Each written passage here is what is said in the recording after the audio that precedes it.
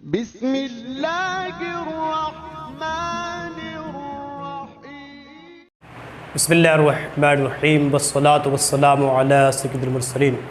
محترم ناظرین کرام، آج کی اس ویڈیو کا عنوان ہے جھوٹ بولنا اسلام میں کتنا برا ہے۔ جی ہاں، جھوٹ کتنا سنگین جرم ہے، جھوٹ بولنے والا اسلام میں کیسا ہے، یہ سب باتیں انشاءاللہ اب سماعتیں کریں گے۔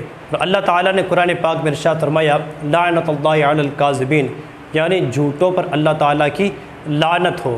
اور نبی کریم علیہ السلام نے جھوٹ کو سب سے بری عادتیں قرار دیا ہے، یعنی جھوٹ سب سے بری عادت ہے۔ اور علماء کرام فرماتے ہیں کہ ایمان اور جھوٹ ایک ساتھ جمع نہیں ہو سکتے، اس لیے کہ ایمان کی بنیاد سچائی پر ہے اور منافقت کی بنیاد جھوٹ پر ہے، یعنی جو صاحب ایمان ہو وہ جھوٹ بول ہی نہیں سکتا۔ نبی پاک علیہ السلام نے ارشاد فرمایا کہ مومن کو جھوٹ اور خیانت کے علاوہ ہر صفت پر پیدا کیا جاتا ہے، یعنی مومن جھوٹا نہیں ہو سکتا، اس لیے کہ مومن کو جھوٹ کی صفت پر پیدا ہی نہیں کیا جاتا ہے، جھوٹ اور خیانت مومن کے اندر ہی نہیں پائے جاتے ہیں۔ اسی طرح آقا کریم صلی اللہ علیہ وسلم نے جھوٹ کو منافق کی علامت قرار دیا ہے۔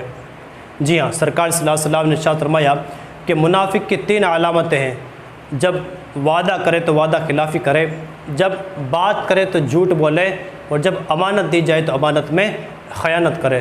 جھوٹ بولنا منافق کی علامت ہے، اور یاد رکھیں منافقین تمام کافروں میں سب سے بڑے ہوا کرتے ہیں۔ جی ہاں، اور اللہ تعالیٰ نے منافقین کے متعلق ارشاد فرمایا ان المنافقین فی الدرک الاسفل من النار، یعنی منافقین دوزخ میں سب سے نیچے والے طبقے میں رہیں گے، اور ہمیشہ اس طبقے میں رہیں گے۔ دوزخ کے تمام طبقوں میں سب سے نیچے وہ رہیں گے اور ہمیشہ اس میں رہیں گے، کبھی ان کو نکلنا نہیں ہے، اس لیے کہ منافقین کافروں میں سب سے برے ہیں۔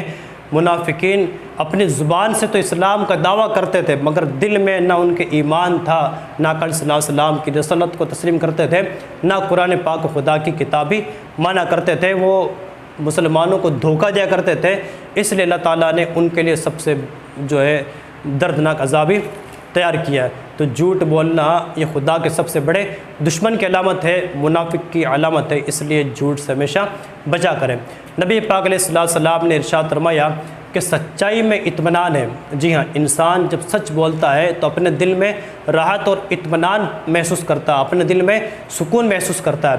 پھر سرکار نے فرمایا جھوٹ میں بے چینی ہے۔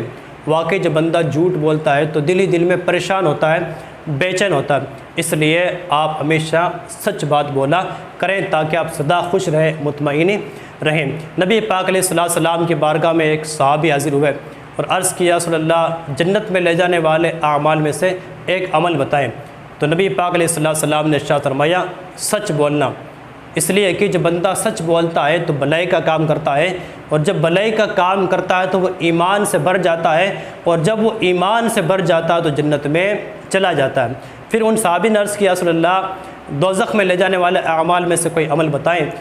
تو نبی پاک علیہ السلام نے ارشاد فرمایا جھوٹ بولنا، اس لیے کہ جب بندہ جھوٹ بولتا ہے تو برائی کا کام کرتا ہے، اور جب برائی کا کام کرتا ہے تو وہ کفر سے بھر جاتا ہے، اور جب کفر سے بھر جاتا ہے تو دوزخ میں چلا جاتا ہے۔ جی ہاں، اس لیے ہمیشہ آپ سچ بات بولیں، کتنی بڑی مصیبت آ جائے، کتنی بڑی پریشانی آ جائے، سچ کا دامن ہاتھ سے نہ چھوڑیں۔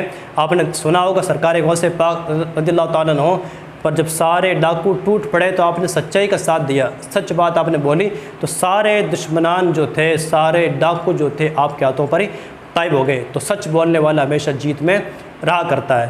جی ہاں، اسی طرح نبی پاک علیہ السلام نے ارشاد فرمایا کہ جب بندہ جھوٹ بولتا ہے تو اس کی منہ کی بدبو سے فرشتے، اللہ کی رحمت کے فرشتے 1 میل کی مسافت پر دور ہو جاتے ہیں، اور جب دوسری مرتبہ جھوٹ بولتے ہیں تو فرشتے اس کی منہ کی بدبو سے 2 میل کی مسافت ہی دور ہو جاتے ہیں۔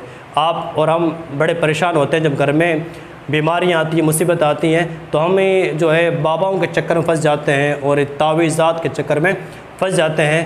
حالانکہ مرض یہ ہے کہ ہم باتوں میں جھوٹ بولتے ہیں، اور جھوٹ کی وجہ سے اللہ کی رحمت کے فرشتے جب دور ہو جاتے ہیں تو ہم پریشان ہوتے ہیں کہ ہم جھوٹ کا علاج کریں، جھوٹ نہ بولیں، سچ بولیں، انشاءاللہ رحمتیں گھروں میں نازل ہوں گی اور ہم سرخروئی حاصل کریں گے۔